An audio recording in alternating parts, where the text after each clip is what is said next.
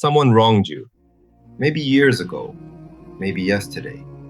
And even now, when you hear their name, something tightens inside your chest.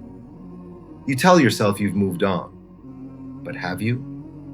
Because sometimes the person who hurt us is no longer in our lives, yet they still live inside our thoughts.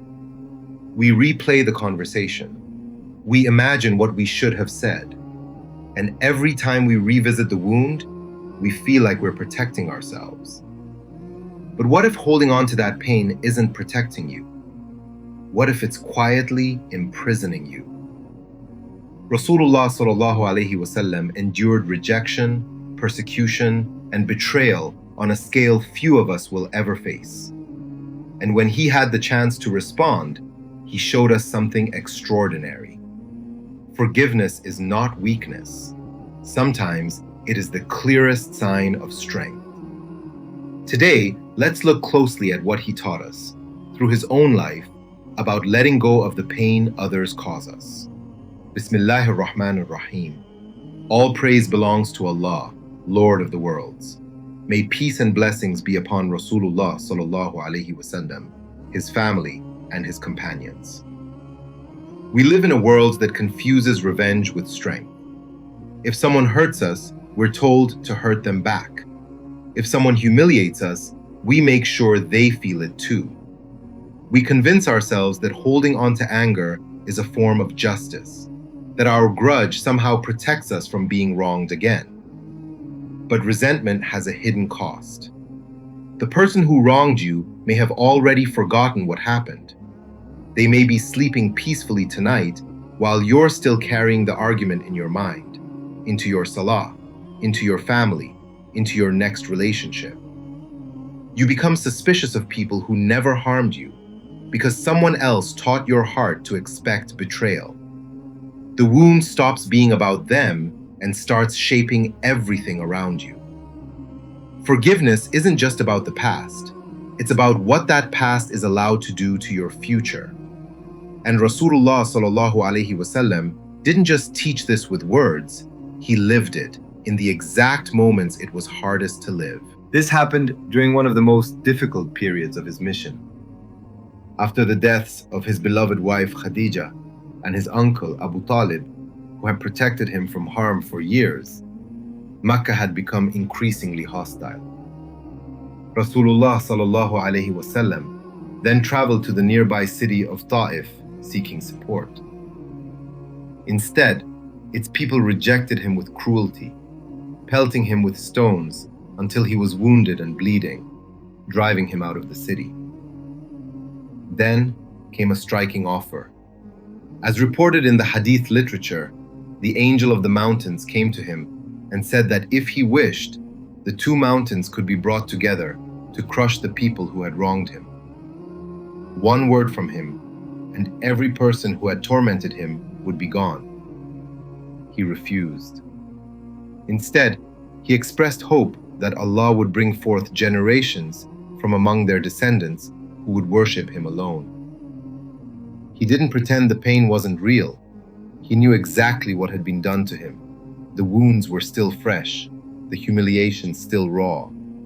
Yet, he did not respond to their harm by seeking their destruction. That is the heart of prophetic mercy. Not denial, not pretending it didn't hurt. Restraint, chosen in the very moment revenge was offered on a plate. Years later, the tables turned completely. Rasulullah sallallahu, alaihi wasallam returned to Makkah with full strength and authority. The very people who had opposed him, persecuted his followers, and driven him from his home city now stood before him, powerless, waiting to see what he would do.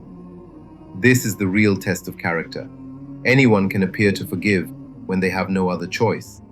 But when you finally hold the power to settle every score, and you choose restraint instead, that reveals something far deeper about who you actually are. He did not turn his victory into vengeance. As recorded in the narrations of that day, a broad amnesty was granted to the people of Makkah, though a small number of individuals were specifically excluded from that general pardon for particular reasons. He showed us that justice and personal revenge are not the same thing. You can hold people accountable. You can protect what's right without letting hatred consume your heart in the process. Here's where many of us misunderstand forgiveness. It doesn't mean pretending nothing happened. It doesn't mean you must trust the person again or rebuild the relationship exactly as it was before. It certainly doesn't mean allowing someone to keep hurting you. You can forgive someone and still keep your distance. You can release the hatred while keeping the wisdom you learned from what happened. Islamic forgiveness was never about foolishness. It's about refusing to let someone else's wrongdoing corrupt your own character in return. Rasulullah sallallahu, alaihi, wasallam taught that the truly strong person isn't the one who overpowers others in a fight. It's the one who controls himself when he's angry. Anyone can send the message they'll regret tomorrow. Anyone can return an insult with an insult, or humiliation with humiliation. But to feel the hurt in full and still hold your tongue, that is real strength, even when no one else is watching it happen. And he taught something that reframes the entire question. No one forgives except that Allah increases them in honor. Forgiveness is not losing. It is not the other person winning while you quietly suffer. The real victory was never about making someone else suffer in return. It's refusing to let their bad behavior turn you into someone bitter. Think about how differently this reframes the situation. We assume that if we let go of a grudge, we're somehow admitting the other person didn't do anything wrong. But Rasulullah sallallahu, alaihi, wasallam never once denied that he had been wronged. Not at Taif, not in Mecca. This teaches us that our honor before Allah is not defined by what someone else did to us, but by how we choose to respond. That distinction changes everything about how we should be measuring our own reactions when we've been hurt. So what does this actually look like on an ordinary day? When a relative says something cutting at dinner, a friend betrays your trust, a colleague takes credit for your effort, or someone apologizes years too late, if they apologize at all. First, acknowledge what happened, honestly. You don't have to lie to yourself about the hurt or minimize it to seem more spiritual. Second, separate forgiveness from trust. Trust may need to be rebuilt, slowly, carefully, or in some cases, not rebuilt at all, and that is not a contradiction of forgiveness. Third, stop feeding the mental replay. Reliving the same argument for the 100th time in your head will not undo what happened. It only keeps the wound open. Fourth, when you're able, make a sincere dua for Allah to guide and forgive the person who hurt you. Not because what they did was right, but because you want your own heart freed from carrying it any longer. The next time their name surfaces and you feel that old tightness return in your chest, pause before you react. Instead of replaying the offense one more time, say quietly, "Oh Allah, forgive me, forgive them, and heal what this has damaged in my heart." You don't need to feel it fully at first, and that's completely normal. For many people, forgiveness may begin as a deliberate choice before the heart fully catches up. Rasulullah sallallahu, alaihi, wasallam showed us where that choice can lead. He showed mercy at Taif while he was still suffering from what had been done to him. He showed it again at Makkah years later while his old enemies stood before him waiting for judgment. For many people, choosing mercy can be the beginning of healing, even before the heart feels completely at peace. Who are you still carrying?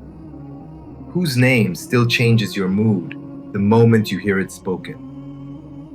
In some of the most difficult moments of his life, Rasulullah sallallahu, alaihi, wasallam demonstrated mercy, restraint, and hope, even toward those who had harmed him. Not weak forgiveness, not naive forgiveness. Forgiveness rooted in faith, tempered by wisdom, protected by boundaries. Forgiveness offered for the sake of Allah alone, not for the sake of the person who wronged you. O Allah, purify our hearts from hatred, resentment, and bitterness. Give us the strength to control ourselves when we are angry, and the wisdom to forgive without becoming careless or foolish. Forgive those who have wronged us, guide those who still need guidance, and heal the wounds we have carried for far too long. Help us follow the character of your messenger, sallallahu alaihi wasallam, in how he responded to every hardship placed before him. Make forgiveness a source of honor for us, not humiliation. And let us meet you one day with hearts that are lighter than they are today. Ameen. If there's someone you've been carrying in your heart for too long, maybe today is the day you release that burden to Allah. You don't have to pretend the wound never existed. You simply have to decide that it won't control the rest of your life. If you'd like more reflections on how Rasulullah sallallahu alaihi wasallam lived out these teachings in real moments of hardship, patience, and mercy, stay close to this channel.